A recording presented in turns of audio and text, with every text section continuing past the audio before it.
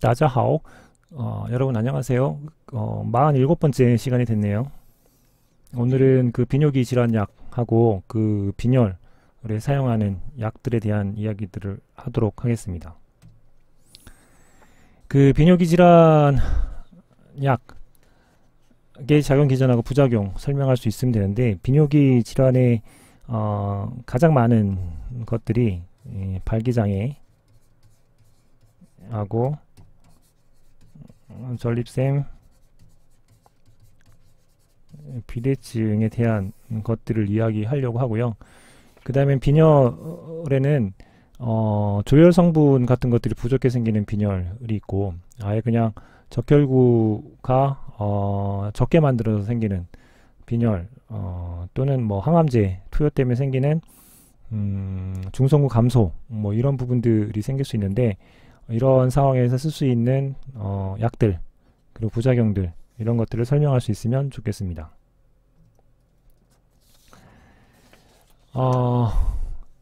비뇨기 질환의 그 대표적으로 이제 이 챕터에서 다루려고 하는 것은 발기장애라고 하는 것하고요, Erectile Dysfunction이라고는 ED라고 약어로 되어 있고, 그 다음에 전립선 비대라고 해서 Benign Prostatic Hyperplasia라고 해서 BPH라고 하는 걸로 약어로 되어 있습니다. 우선 그 발기장애에 대한 부분들을 보게 되면, 그 성적 자극, 성적 이런 자극 요소들이 오게 되면 혈관에서 나이트릭 옥사이드 NO가 많이 만들어지게 됩니다. NO가 만들어지면 그 구아닐 사이클레이즈가 액티베이션 되면서 사이클릭 GMP가 이제 많이 만들어지게 되고, 이 사이클릭 GMP가 많이 만들어지면 그 음경에 있는 해면체, 이 해면체가 그 이완을 하게 되고, 이완된 곳으로 그 혈액이 가득 들어차면서 결국에는 그 이렉션이라고 하는 반응들이 일어나는 게 발기 반응입니다. 근데 이런 발기 반응들이 지속돼서 이 혈액이 찬 상태로 계속 있게 되면 여러 가지 그 통증이라든가 또는 차있던 혈액들이 부패 같은 것들이 일어나게 되면서 손상들을 줄 수가 있겠죠. 그에 따라 정상적인 기전이라면 뭐 일정하게 발기가 유지된 연후에 이 사이클릭 GMP를 GMP로 바꿔주는 작업을 통해서 그 발기 지속 시간을 조절하게 됩니다. 사이클릭 GMP를 GMP로 바꿔주는데 그 작용하는 효소가, 그 핸드아웃을 좀 보시면 되겠는데, 포스포다이에스터레이즈 5라고 하는 그 PDE5라고 하는 효소가 이 역할을 하게 됩니다. 자, 이게 기본적인 그 발기와 관련되어 있는 생리적인 기전에 대한 설명이었고요. 이런 사항들을 조금 이해를 하셨다면 발기장애 치료에는 어떤 걸 쓰는가, 바로 생각해 보시면 알겠지만 PDE5 억제제를 사용하는 방식이 되겠죠. 즉 GTP를 구아닐 사이클레이즈의 사이클릭 GMP로 바꾸면 이게 이제 스무스머스를 인크리즈 시켜고 결국에는 그 발기 반응들을 일으키는 데 중요한 작용들을 하게 되는데, 발기부전인 환자분들한테는 이 사이클릭 GMP를 포스포디에스터레이즈 5라고 하는 것들이 GMP로 바꿔주면 안 되기 때문에, 이것을 막아서 이쪽을 계속 유지하도록 만드는 방법으로 발기장애 치료들을 하게 됩니다. 대표적인 게 그 실데나필이죠. 비아그라라고 해서 이 약을 개발하고 나서 이 그 제약회사는 세계 10등에서 세계 2등 정도로 드라마틱하게 성장을 했을 정도로 굉장히 그 주목받았던 약 중에 하나입니다. 이 약 개발을 하게 된 히스토리도 재미있는데, 원래 실데나필이 그 혈관을 이완시키는 협심증 치료제로 개발을 하고 있었습니다. 그런데 그 약효에 대한 부분들을 그 뭐 쥐나 이런 걸 대상으로 실험동물 대상 실험을 하다 보니까 그 발기라고 하는 부작용들이 발생을 한다라는 것을 알게 되고 보고를 하게 되죠.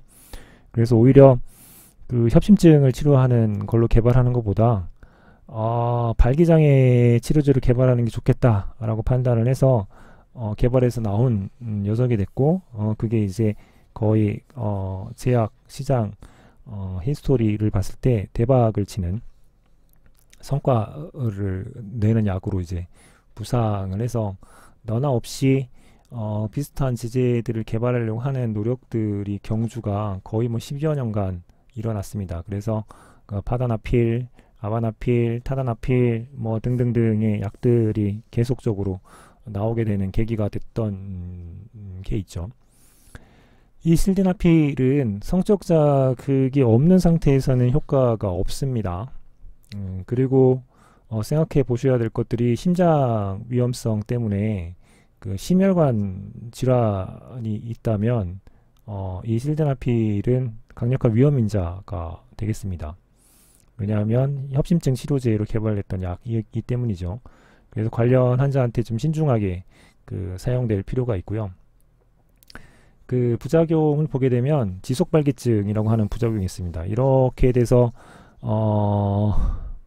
응급실에 실려가는 케이스도 나왔던 적이 있죠. 그 1일 1회 이상 사용하면 안 되고요. 주의해야 될 것들은 그 고혈압 치료제 하고 병용을 하게 되면 고혈압 치료제도 혈관을 이완하는 특징이 있는데 실데나필도 혈관을 이완하는 특징이 있어서 약물 상호작용이 일어날 수 있기 때문에 병용할 때는 주의할 필요가 있겠습니다. 그 나와 있는 그 PDE5 억제제가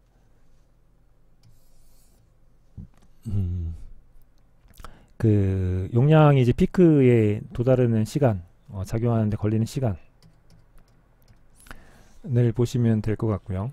그 다음에 그 작용하는 할프라이프가 어떻게 되는지, 타다나필 같은 경우는 할프라이프가 굉장히 길죠. 그리고 그 푸드하고의 인터랙션 같은 것들은 어떻게 되는지, 실데나필하고 바라다필 같은 경우에는 음식물하고 같이 했을 때 이제 인터랙션이 벌어지는 상황으로 되어 있다는 것들을 볼 수 있습니다. 이제 이게 문제가 고민해야 될 것들이, 특히 한국에서는 이제 그런 것들을 많이 지적을 하는데요. 발기장애 치료제입니다. PDE5 억제제. 마치 그 정력을 좀 세게 하려고 하는 목적으로 오용하는 경우들이 생길 수 있고, 그렇게 오용하게 되면 심혈관계 문제 발생할 수 있고요. 지속발기증의 문제 발생할 수 있다. 따라서 주위에서 그 처방에 사용되는 약이다 라는 이해를 조금 더 강력하게 할 것들을 말씀을 드립니다. 그리고 이 실데나필, 비아그라 이런 물질들이 혈관을 이완하는 특징들을 이용을 해서 오히려 이제 다른 용도로 사용하는 것들이 비공식적으로 있는데요. 고산병, 높은 산에 올라가게 되면 산소 공급들이 조금 적어서 생기는 고산병, 고산질환, 고산증상 이런 것들이 나타날 수 있는데, 이 비아그라 같은 것들을 뭐 한 3분의 1 정도 먹고 그 고산에 오르게 되면 혈관 이완해서 산소 공급에 대한 것들이 다소 원활해지는 장점들 때문에 고산 증상들이 조금 약해진다라고 하는 이야기도 있습니다. 그 다음에는 그 전립腺 비대증 치료에 대한 설명을 드리도록 하겠습니다. 그 전립腺이 비대해지면 그 오줌이 나가는 그 통로에 전립腺 이게 정관하고 요관 합치는 게 밤톨 모양으로 이렇게 둘러싸고 있는 게 전립腺인데요. 이 전립腺이 비대해지면 첫 번째 문제는 오줌을 누는 게 힘들어지죠. 두 번째는 그래서 통증 같은 것들이 생길 수가 있게 됩니다. 따라서 이러한 증상들을 우선 완화하려면, 요의 흐름들을 좀 개선하려면 이쪽에 있는 평활근을 이완시키면 오줌 누는 게 좀 편해질 수가 있겠죠. 따라서 전립腺의 평활근을 이완시키기 위해서 알파 수용체를 차단하는 알파 아드레날린 기량제를 전립腺 비대증 치료 약물로 사용을 하게 됩니다. 이 알파 아드레날린 기량제를 쓰게 되면 그 평활근을 이완시켜서 요의 흐름을 개선해서 오줌 누는 것들을 조금 편안하게, 이 부분들을 편안하게 만들어주는 특징들이 있습니다. 여기에 이제 여러 가지가 있지만 그 탐솔루신이라든가 또는 알프조신이라고 하는 것들이 일반적으로 많이 사용되고 있습니다. 부작용은 그 어지러움 또는 졸린 현상들이 발생하고요. 두통이나 코막힘 또는 에너지 결핍 같은 것들이 일어날 수 있습니다. 이건 알파 아드레날린 기량 때문에 생기는 부가적인 부작용이라고 보시면 될 것 같습니다. 그 다음에는 그 테스토스테론은 디하이드로 테스토스테론으로 전환이 돼서 이 디하이드로 테스토스테론은 전립선을 자극하는 역할을 하는 안드로겐입니다. 그럼 따라서 전립선 비대증에는 이런 자극을 하는 디하이드로 테스토스테론을 만들지 못하게 하는 게 필요하기 때문에 이 전환에 관계하는 5알파 리덕테이즈를 억제할 필요가 생기죠. 그래서 5알파 환원요소 억제제가 전립선 비대증 치료에 씁니다. 피나스테라이드라든가 드타스테라이드 같은 것들이 일반적으로 사용되는 녀석들입니다. 이 5알파 리덕테이즈 억제제를 쓰게 되면 그 여러가지 성욕이라든가 뭐 정자 부족증이라든가 아니면 뭐 사정에 감소하다거나 아니면 여성형 유방증 이런 것들의 부작용들이 생길 수가 있게 됩니다. 그 알파 아드레날린 기량제하고 그 5알파 리덕테이즈 이니비터들에 대해서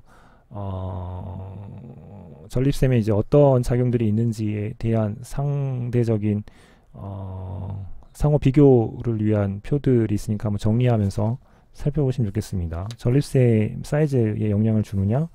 예, 준다. 그리고 작용하는데 걸리는 시간들은 상당히 오래 걸리죠. 그리고 PSA 그 프로스테이트 스페시픽 안티젠이라고 해서 그 전립선 암 같은 경우들이 이제 생겼을 때 진단하는 지표 중에 하나인데 예측하는 이것들을 여기선 줄인다. 그 다음에 성 관련 그 디스펑션 같은 것들이 5알파 알파가 상대적으로 크다. 그리고 그 하이포텐시브 그 이펙트 라고 하는 측면에서는 알파 아드레날린 기량제가 조금 더 효과적이다. 이런 것들을 비교해 보시면 되겠죠. 주로 쓰는 것들은 얘기했던 것들을 사용하기 때문에 어떤 상황에서 어떤 약들을 쓰는 게 좋은지 전립선 비대증에 고민할 수 있을 거라고 생각이 됩니다. 그 다음에는 그 빈혈 치료제인데요.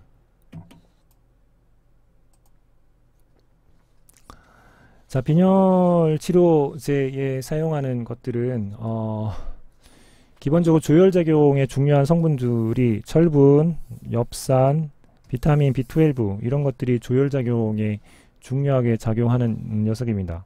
햄 구조물을 뭐 간단하게 말씀을 드리면 햄이요. 철을 그 중심에 두고 있는 뭐 엽산이나 비타민 B12가 이렇게 구조를 만들고 있는 형태라고 보시면 되죠. 이 햄이 이제 산소를 운반하는데 중요한 역할을 하기 때문에 이것들이 부족해지면 이 햄들을 정확하게 못 만들게 되고 산소 운반들을 조직에 이제 잘 하지 못하게 돼서 빈혈 즉 혈액이 적게 공급되는 즉 뭐 중요한 유효 성분들이 적게 공급되는 것처럼 조직들이 느껴서 여러 가지 문제들을 일으키게 됩니다. 거기에 이제 철분 부족하면 철분을 공급을 해주는 게 중요할 거고요. 그 엽산이 부족하면 그 폴릭 애시드를 공급하면 될 거고요. 비타민 B12가 부족하면 비타민 B12를 공급을 해주면 될 겁니다. 그런데 이제 어떤 게 그 부족한가라고 판단을 할 때 간단하게 하는 것들은 그 말초 혈액들을 슬라이드에 도말 표본을 만들어서 적혈구를 관찰을 하면 그 일반적인 정상 적혈구보다 거대 저가구성 적혈구들이 발견되는 경우들이 있습니다. 일반적인 적혈구가 이런 크기라면 거대 적혈구들이 발견되는 경우가 있는데요. 이런 것들이 발견되면 엽산 또는 비타민 B12가 부족하구나, 그래서 일으키는 빈혈이구나 라는 것들을 추정해 볼 수 있고요.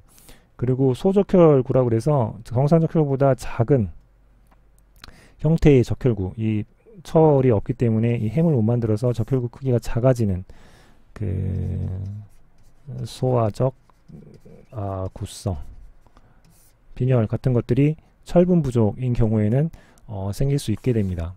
따라서 간접적으로 철분 부족인지 엽산이나 또는 비타민 B12 부족인지를 추정해 볼 수 있다 라는 측면이 있죠. 그 다음에는 신장에 혈액들이 지나갈 때 적혈구에 충분하지 못한 상태로 지나가게 되면 신장이 적혈구가 부족하구나 라는 것들을 센싱하게 돼서 그것들을 이제 알아채게 돼서 신장에서는 부족한 적혈구를 높이는 게 필요하겠다라고 판단해서 신장에서 EPO, 에리스로포이에틴이라고 하는 것을 만들어냅니다. 이렇게 에리스로포이에틴이 만들어지면 이 녀석은 골수에 작용을 해서 적혈구의 증식 또는 분화 이런 것들을 증강시키는 역할을 하게 되죠. 그래서 EPO에 대한 이런 특징들을 이용해서 외부에서 이제 EPO를 적혈구의 숫자를 증가시킬 목적으로 처방을 하는데, 문제는 EPO가 들어가게 되면 적혈구를 적절하게 증가시켜라 라고 명령을 하는 게 아니라 적혈구를 증가시키세요 라고 명령을 하게 되죠. 그래서 따라서 적혈구가 필요 이상으로 많아지는, 즉 헤모글로빈 농도가 필요 이상으로 많아지는 일들이 발생할 수 있습니다. 그래서 헤모글로빈 농도가 필요 이상으로 많아지지 않도록 모니터링 하면서 EPO에 대한 처방을 조절할 필요가 있고요. 헤모글로빈 농도가 필요 이상으로 많아지면 문제가 되는 것들은 혈전입니다. 혈전이 쉽게 생길 수가 있고, 이렇게 혈전이 만들어지면 여러 모세의 혈관들을 막아서 여러 문제들을 일으킬 수 있는 상황이 될 수 있죠. 자, 이 중에 철분에 대한 설명들을 좀 추가적으로 드리면, 철분제는 하루에 이제 100에서 180mg 정도를 복용하라 라고 되어 있는데, 이것을 한 번에 복용하는 것보다는 두 번이나 세 번에 나눠서 투여를 하면 철 흡수를 조금 더 증가시킬 수 있게 됩니다. 왜냐하면 철이 흡수가 좀 잘 안 되는 편이기 때문에 작은 양으로 여러 차례 나눠서 먹는 게 흡수를 한 번보다 좀 더 증가시킬 수 있다. 이런 측면도 한번 생각해 보셔야 되고, 철분제를 먹게 되면 변이 이제 암흑색으로 변하는 문제점이 있어서 위 출혈로 흑색변이 나온 건지 이런 것하고 또 구분하기 어려워질 수도 있습니다. 위장장애 같은 부작용이 생길 수가 있죠.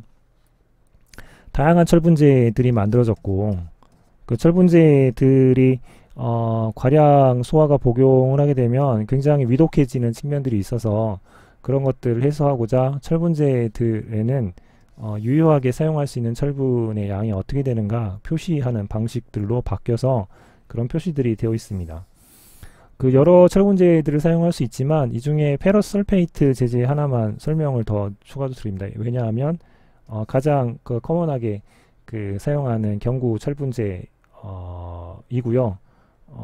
가격 대비 효과, 가소성이라고 그러죠. 이런 것들이 좋아서 효과적으로 사용할 수 있는 철분제에 해당하겠습니다. 그래서 철분이라고 하는 것들은 일정량 흡수만 되면 되는 거라서 고가의 철분제는 굳이 쓸 필요가 없다라는 말씀드리면서 페러설페이트 정도면 충분하고 가장 많이 사용되는 보충제로 이용되고 있다 라는 것들을 이해하시면 되겠습니다.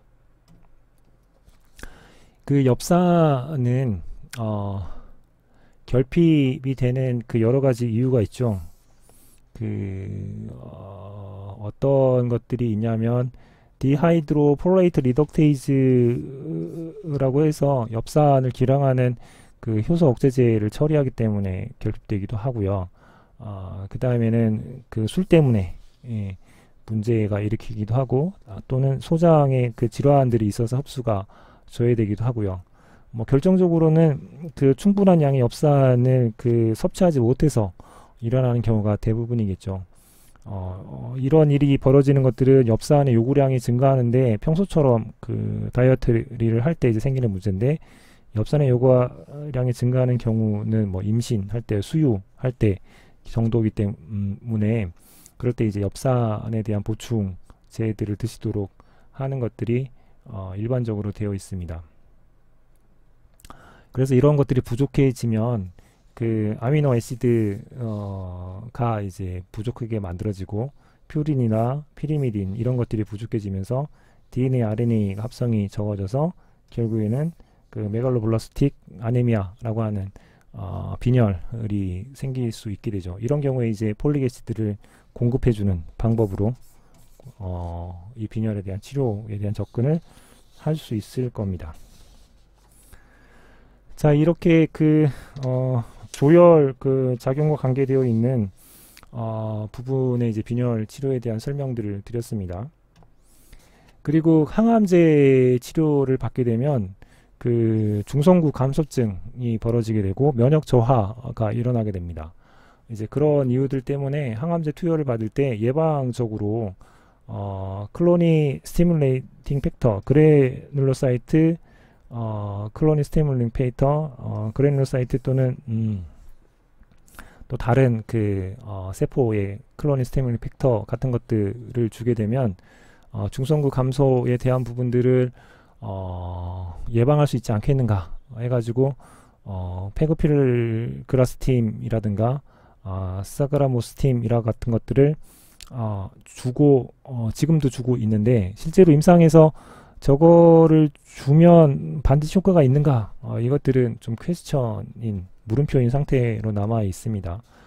좀 더 좋은 방법들에 대한 접근, 이런 것들이 필요해지고 있습니다. 자, 지금까지 빈혈과 관계되어 있는 치료제들에 대한 요약들을 해봤는데요. 비타민 B12를 공급하는 경우, 그 EPO와 관계되어 있는 녀석들을 쓰는 경우, 폴릭 애시드, 그 다음에 철, 이런 것들을 쓸 때 어떤 게 그 조심해서 다뤄줘야 되는가 라는 측면들이었고요. EPO를 할 때는 주로 조심해야 될 것들은 혈전이라고 하는 것들이 그 형성될 수 있기 때문에 헤마토크릿 그리고 헤모글로빈에 대한 것들을 모니터링 할 필요가 생긴다 라는 말씀들을 한꺼번에 드렸습니다.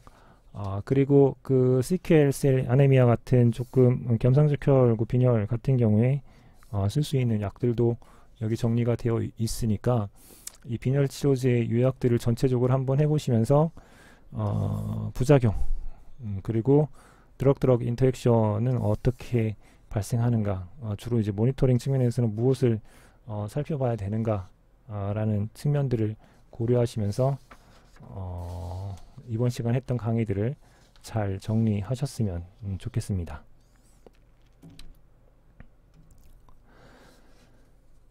자, 그 이번 시간에는 그 비뇨기 질환, 발기장애, 전립선 비대증, 그리고 빈혈, 이 세 가지 종류의 질환 증상들에 대해서 접근할 수 있는 치료제들, 그리고 기전들에 대한 설명들을 쭉 드려봤습니다. 그럼 이제 그 마지막으로 연습 문제를 정리하면서 다시 한번 그 리마인드 시키고 여러분 것으로 만드시기 바랍니다. 그 발기기능 장애 치료에 사용하는 약물입니다. 그런데 심장 위험성이 있어서 심혈관 질환 병력이 있는 환자한테는 신중하게 사용해야 된다라고 합니다. 그 어떤 것들을 예로 들었는지 한번 좀 생각하면 되고, PDE5 억제제인가요? 알파 아드레날린 기량제였던가요? 또는 남성 호르몬의 안드로겐인가요? 또는 그 테스토스테론에서 디하이드로 테스토스테론을 만드는 5알파 환원 효소, 이것을 억제하는 억제제인가요? 각각에 있는 것들을 다시 한 번만 정리하면서 어디에 어떻게 사용하는지, 그리고 왜 심혈관 병력이 있는 사람한테 문제가 되는지, 발기기능 장애에 쓰는 가장 파퓰러한 약제들이요, 그것들을 이해하시면서 정리를 하신다면 좀 더 그 비뇨기 질환 약에 대한 이해를 할 수 있을 거고요. 더불어서 빈혈약에는 주로 이제 어떤 것들을 사용하는가, 철분제 같은 경우들은 어떤 것들이 좀 더 유용한가, 이런 것들을 실생활에 응용할 수도 있기 때문에 여러분 걸로 잘 만드시기 바랍니다. 고생하셨습니다.